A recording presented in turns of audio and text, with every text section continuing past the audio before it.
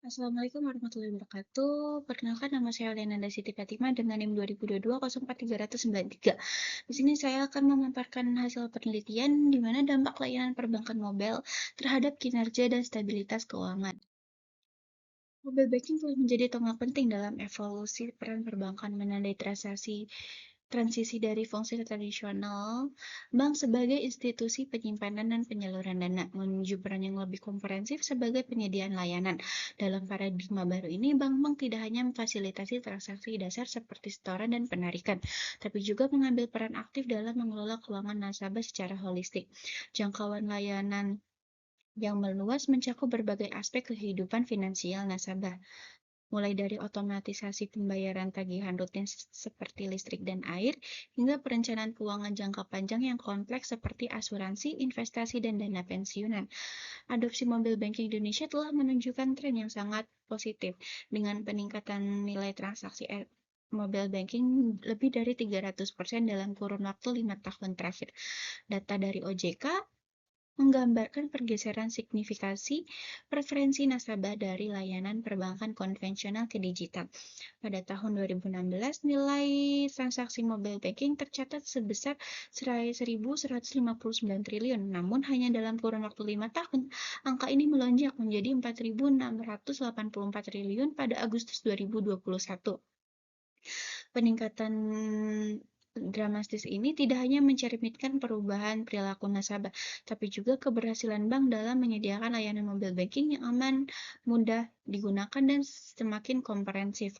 Perkembangan pesat mobile banking sebagai komponen kunci dari digitalisasi perbankan secara luas telah mendapat respon positif dari regulator, dengan OJK dan Bank Indonesia telah mengeluarkan berbagai kebijakan yang dirancang untuk mendukung inovasi digital, memperkuat keamanan siber, dan menjaga stabilitas sistem keuangan.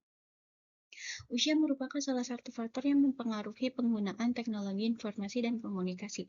Dengan generasi milenial memperlihatkan perilaku yang berbeda dari generasi sebelumnya dalam hal ketertarikan terhadap layanan mobile banking. Perlunya pendekatan yang lebih spesifik dan terfokus dalam menganalisis faktor-faktor yang mempengaruhi penerimaan mobile banking di masing-masing bank seperti karakteristik nasabah, strategi pemasaran, dan fitur-fitur layanan yang ditawarkan. Analisis bibliometrik membantu memahami dinamika penelitian ini, mengevaluasi kinerja ilmiah, dan merumuskan strategi penelitian yang lebih efektif. Penelitian ini menerapkan metode analisis bibliometrik, suatu teknik yang berfungsi untuk menganalisis dan mengeksplorasi berbagai data ilmiah. Data yang digunakan dalam penelitian ini diperoleh dari publikasi internasional yang diambil dari database Scopus, mencakup rentan waktu dari tahun 2008 hingga 2023. Data pada penelitian ini ditelusuri dengan kata kunci conventional bank and financial stability.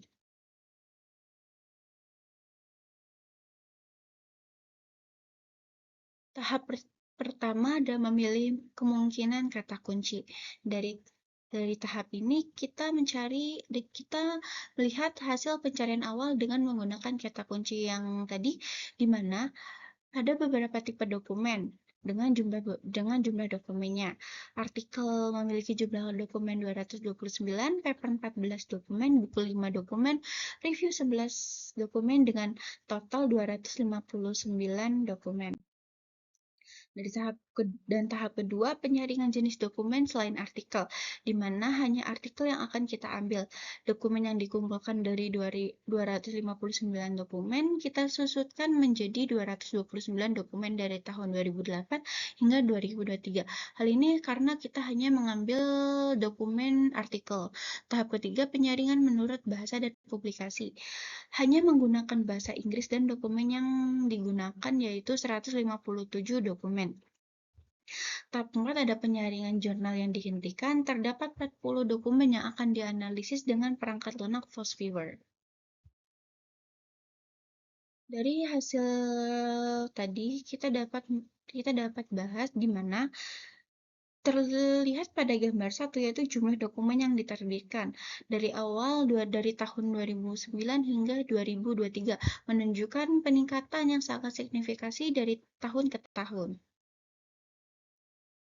Yang kedua ada tabel yang paling produktif, penerbit paling produktif gimana? Peringkat satu yaitu dari Banks and Bank System dengan jumlah dokumen 3. Peringkat 2 ada Journal of Financial Stability dengan jumlah dokumen 3. Peringkat ketiga ada Applied Economics dengan jumlah dokumen 2. Peringkat keempat Asia Pacific Financial Market dengan jumlah dokumen 3. Dan peringkat kelima ada Comparative Economic Studies dengan jumlah dokumen 2. Ada tabel ketiga adalah dokumen yang paling banyak dikutip, di mana peringkat yang paling pertama itu ada Ahmed H dari Universitas Utara Malaysia dengan negara Malaysia mengutip sebanyak 10 dokumen. Al-Wasebi Universitas Malaya dari negara United Kingdom atau UK, jumlah kutipan yaitu 7.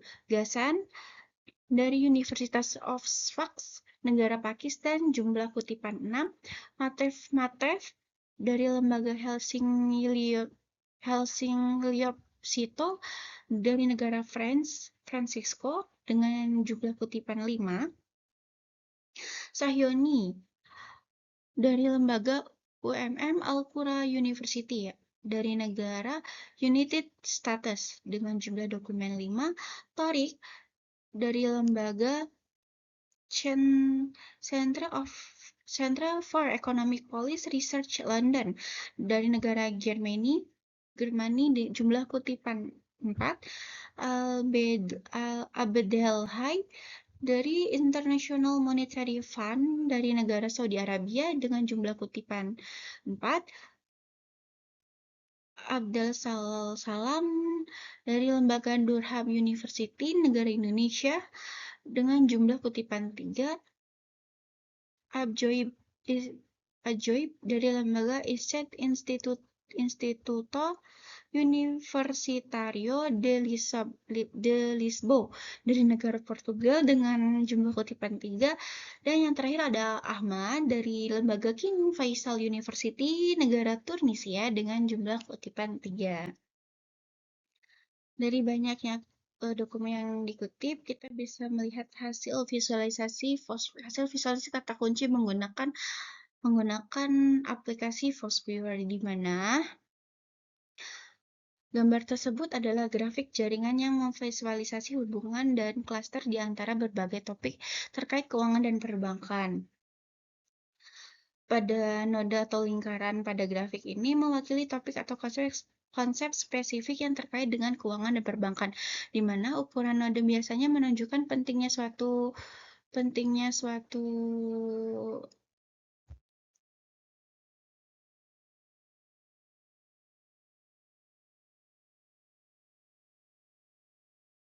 atau frekuensi suatu topik tersebut.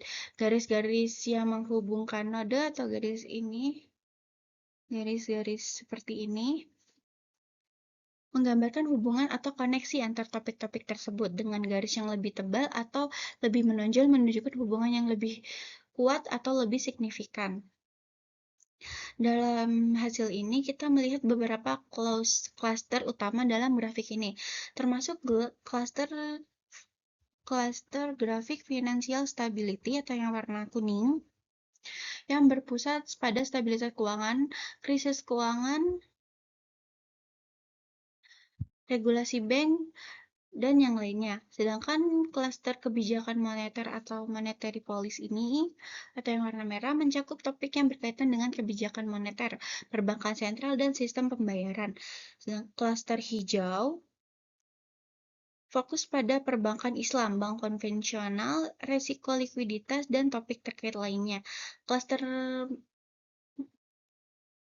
Klaster yang warna ungu atau Central Bank Digital Currency berkaitan juga dengan analisis network proses. Ada stabilitas dengan bank competition, biru dengan biru, kuning dengan kuning, dan pink dan pink. Grafik ini memberikan presentasi visualisasi tentang bagaimana topik-topik keuangan dan perbankan saling terkait dan menyoroti area fokus utama dan sifatnya saling keterkaitan dari konsep-konsep tersebut. Ada financial stability, kita tarik ke sini ada dapat bank restaking, financial crisis, funding, banking industry. Di sini dari visualisasi kata kunci yang paling menonjol adalah financial stability atau stabilitas keuangan. Oke, kesimpulan dari penelitian ini, peningkatan signifikan publikasi tentang dampak mobile banking pada kinerja dan stabilitas keuangan perbankan Indonesia sejak tahun 2014, mencerminkan respon terhadap transformasi digital perbankan dengan mobile banking sebagai inovasi yang menonjol. Urgensi memahami transformasi digital perbankan Indonesia untuk memanfaatkan potensi mobile banking dengan mitigasi resiko. Penggunaan rentan waktu Scopus dari tahun 2008 hingga 2003 dari database Scopus yang mungkin membatasi cakupan temuan penelitian. Hanya mempertimbangkan artikel berbahasa Inggris yang dapat mengabaikan penelitian lokal dalam bahasa Indonesia yang kaya konteks dan wawasan praktisi. Analisis bibliometrik tidak memberikan wawasan mendalam tentang substansi atau kualitasasi metodologi penelitian. Data OJK yang dikutip terbatas hanya pada periode 2016 sampai 2021, yang mungkin tidak sepenuhnya menangkap tren terkini dalam adopsi mobile banking. Terima kasih. Itu adalah pemaparan materi dari saya. Wassalamualaikum warahmatullahi wabarakatuh.